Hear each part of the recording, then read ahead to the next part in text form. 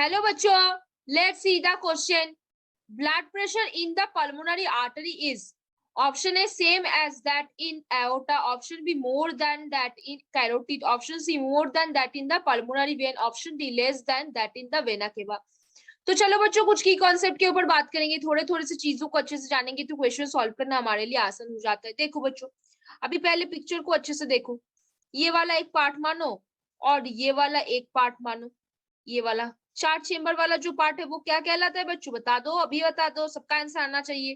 क्या बताता है? हार्ट रेट बोलते हैं इसको, हार्ट बोलते हैं बेसिकली. नॉर्मल राइट एट्रियम है यहाँ पे, राइट वेंट्रिकल है यहाँ पे, लेफ्ट एट्रियम है यहाँ पे, लेफ्ट वेंट्रिकल है यहाँ पे. यहाँ पे क्या प्रेजेंट है? मानो यहाँ पे टिश्यू प्रेजेंट है. यहाँ पे क्या प्रेजेंट है? मानो यहाँ पे लंग्स प्रेजेंट है. अब देखो बच्चों क्या होता है, ध्यान से देखो. नॉर्मली देखो, यहाँ से कौन आ रहा है? वेना केवा आ रहा है. कि कहाँ के पास आ रहा है? राइट एट्रियम पे आ रहा है. क्या आ रहा है? ये वेना केवा जा रहा है. अब देखो बच्चों, फिर राइट वेंट्रिकल से ये कौन जा रहा है? लंग के पास पल्मोनरी आर्टरी जा रहा है. कौन जा रहा है? पल्मोनरी पल्मोनरी आर्टरी जा रहा है. कौन जा रहा है? पल्मोनरी आर्टरी जा रहा है. अब देखो बच्चों, लंग से ब्लड को, डीऑक्सीजनेटेड ब्लड को प्योर ब्लड बना के ऑक्सीजनेटेड करके लंग से कौन ब्लड लेके लेफ्ट एट्रियम के पास पहुंच रहा है बच्चों? पल्मोनरी वेन पहुंच रहा है. कौन पहुंच रहा है? Pulmonary vein. फिर लेफ्ट वेंट्रिकल से ब्लड लेके होल बॉडी तक कौन ट्रांसफर कर रहा है बच्चों? एओर्टा ट्रांसफर कर रहा है. कौन? एओर्टा. तो देखो बच्चों, इस साइड में जो लोग प्रेजेंट है वो डीऑक्सीजनेटेड ब्लड को कैरी करते हैं, और इस साइड पे जो लोग प्रेजेंट है वो किसको कैरी करेंगे? ऑक्सीजनेटेड ब्लड को. ऑक्सीजनेटेड ब्लड को कैरी करेंगे. अब देखो बच्चों क्या होता है, आपको क्या पता है जो आर्टरी होता है? आपको क्या पता है जो आर्टरी है बेसिकली? देखो, ध्यान से देखो, सब समझ में आएगा. थोड़ा सा पिक्चर के थ्रू में देखो तो आपको और ज्यादा अच्छे समझ आएगा. ये मान लो ये आर्टरी का क्या है? लुमेन है. और आर्टरी का ये क्या है? ट्यूनिका इंटीमा है. मानो क्या? मानो मानो कि ये वाला पार्ट क्या है? ट्यूनिका इंटीमा है. मानो ये वाला पार्ट है ट्यूनिका इंटीमा. क्या है ये? Tunica intima. और बच्चों ये साइड वाला पार्ट क्या? मानो मानो कि आर्टरी का ट्यूनिका मीडिया है. क्या है ये? आर्टरी का ये ट्यूनिका मीडिया है. और मानो बच्चों देखो, देखते चलो, अच्छे से देखोगे तो सब समझ में आ जाएगा. आप देखो, मानो जो ये वाला पार्ट है ट्यूनिका एक्सटर्ना है आर्टरी का. क्या है वो? आर्टरी का ट्यूनिका एक्सटर्ना है. क्या है? आर्टरी का. आर्टरी का वो बच्चों क्या है? ट्यूनिका एक्सटर्ना है. मान लो ये वाला पार्ट. तो हमने क्या देखा बच्चों? हमने क्या देखा? ये वाला पार्ट हमने देखा क्या? ट्यूनिका एक्सटर्ना हमने देखा. ये वाला पार्ट हमने देखा ट्यूनिका मीडिया. Tunica media. ये वाला पार्ट हमने देखा ट्यूनिका इंटीमा. Tunica intima. और बीच वाला जो ये वाला पार्ट है ये हमने देखा क्या? लुमेन देखा. हमने क्या जाना बच्चों? हमने क्या जाना? ध्यान से देखो, हमने क्या जाना?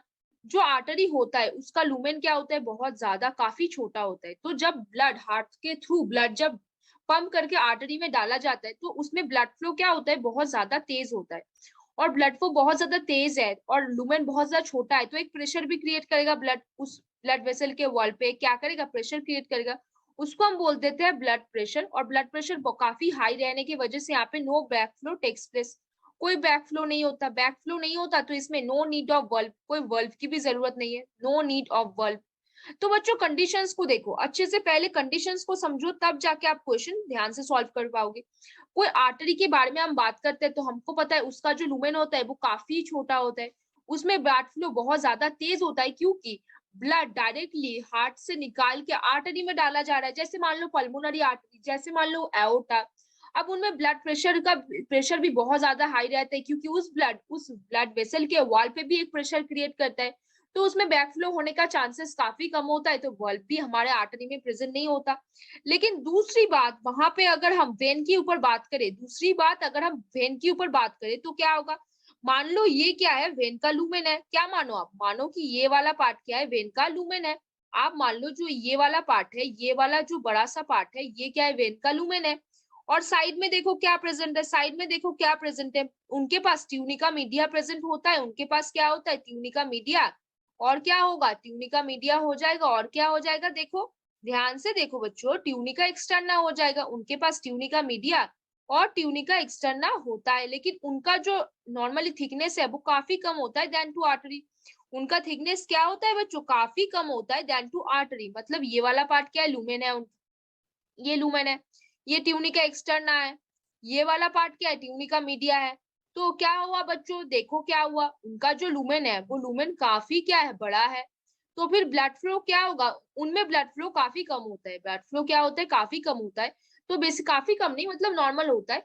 तो क्या होता है बेसिकली उस पे बैकफ्लो होने का चांसेस रहते हैं, बैकफ्लो होने का चांसेस रहते हैं, क्योंकि उतना प्रेशर नहीं लग रहा है ना, लुमेन तो काफी बड़ा हो गया, लुमेन इतना बड़ा हो गया देखो, और पहले इतना सा छोटा था, तो कितना ट्रांसफॉर्म हुआ देखा। तो देखो कंपेयर करो चीजों को, तो बैकफ्लो होने का चांसेस होगा इनमें। तो इसमें क्या होगा, need of valve should be there, need of valve is there, और वहां पे वाल्व प्रेजेंट होता है। तो क्या हुआ बच्चों, क्वेश्चन वापस आओ, blood pressure in the pulmonary artery, हमने क्या देखा, जो राइट वेंट्रिकल का ब्लड है, डीऑक्सीजनेटेड ब्लड, उसको पल्मोनरी आर्टरी में डाला जाता है ताकि वो उस डीऑक्सीजनेटेड ब्लड को लेके लंग के पास पहुंचे, और लंग के पास जाके एक्सहेलेशन के थ्रू CO2 को निकाले, और डिफ्यूजन के थ्रू ऑक्सीजन को अंदर डाले ब्लड के, और ऑक्सीजन बना के पल्मोनरी वेन से लेके आए।